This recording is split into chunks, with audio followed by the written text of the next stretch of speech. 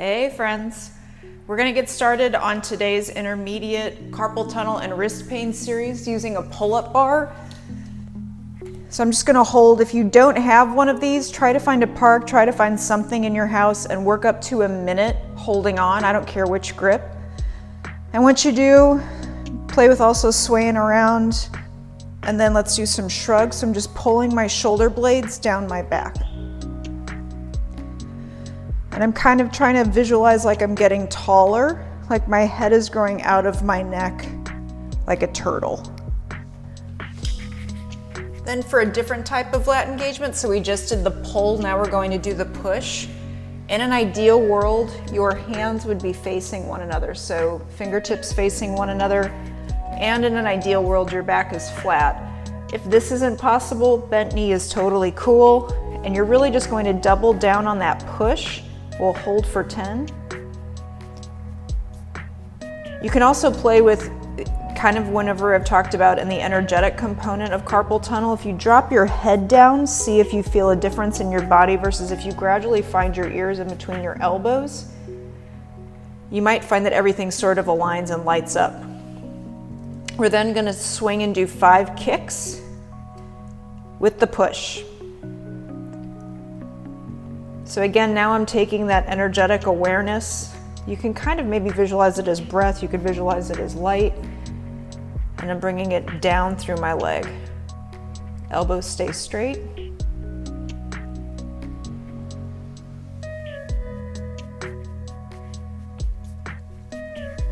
Next, let's coordinate that connection that we just made down the back of the body into a back extension with the arms extended. So I'm pressing back with my pinkies.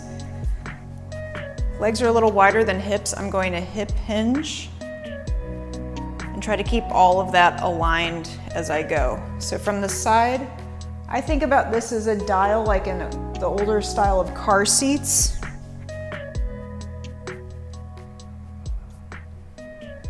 Coming back up.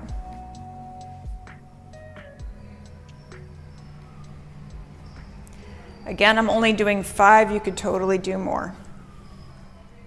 You could add weights in your arms if you want. You could add a band around your thigh.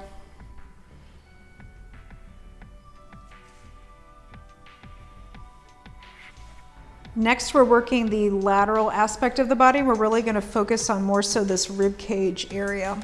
You're going over, now I could do this on a yoga ball. You could also do this standing and just side bend, and you would just have your legs wide like I've done in previous videos. So rather than thinking side crunch, I'm thinking lift to come up and then going over and then kind of stretching it out. So I elongate to then lift. I'll do 3 more.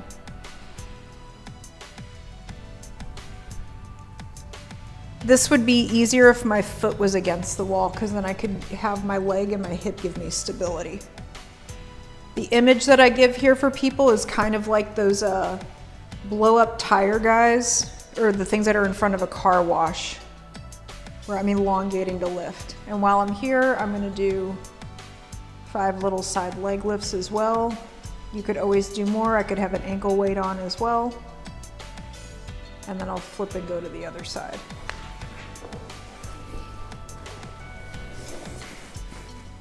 So I traction long. I think length in order to lift.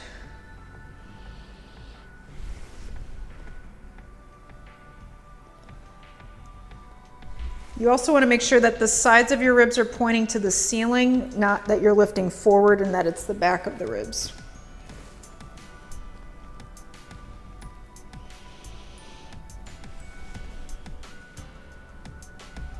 And then my 5 leg lifts.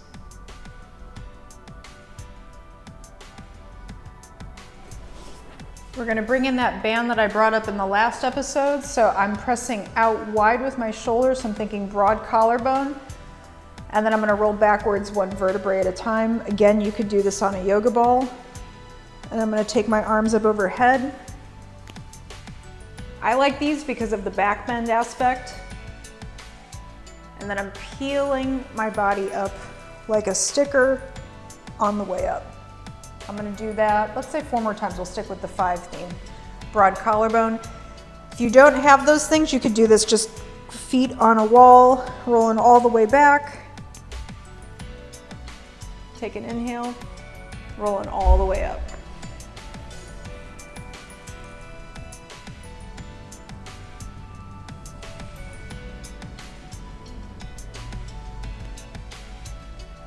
Other options here could include taking this on an oblique.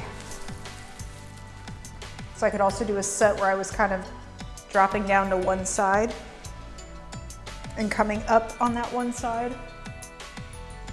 You could also go down on one side, swivel up through the middle, and come up on the other side. Meaning like this, and then coming up.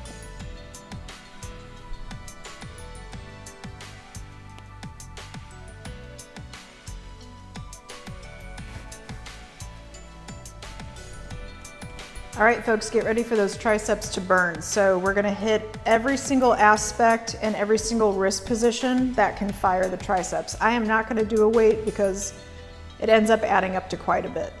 So first, I'm at 90. I'm doing the knife position. I actually hold oftentimes my elbow to keep the integrity of this motion.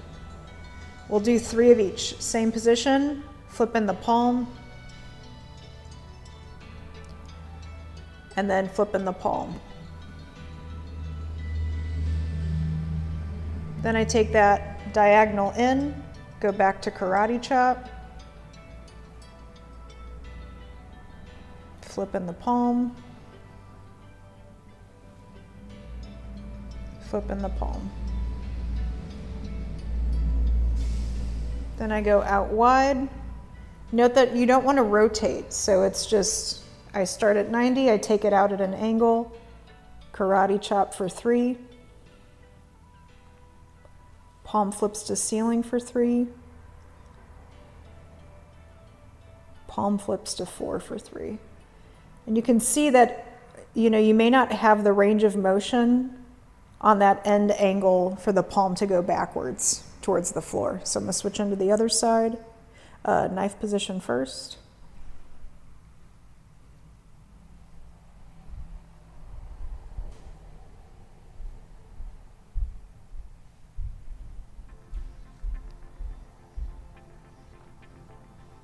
Bringing it diagonally across.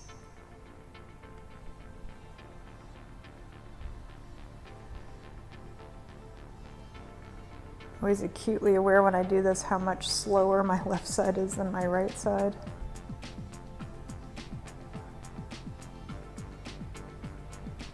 And then out to the side. So I always tell my clients, changing movements is brain training.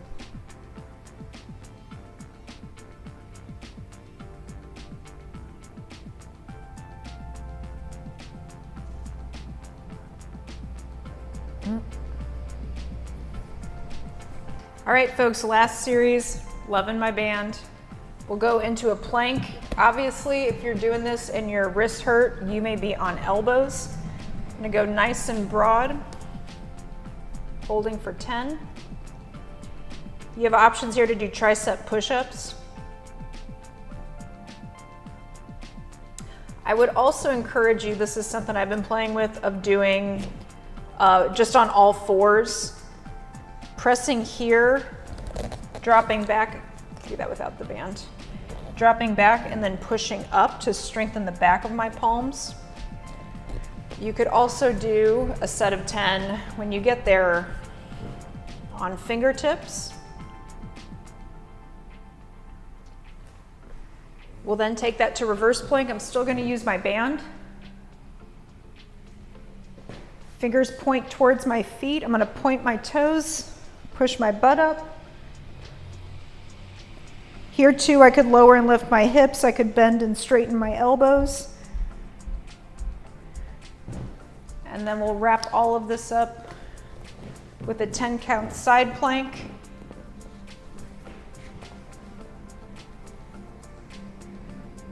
Again, I'm doing this on my hand. You could do it on your elbow if your wrists are still not quite there yet.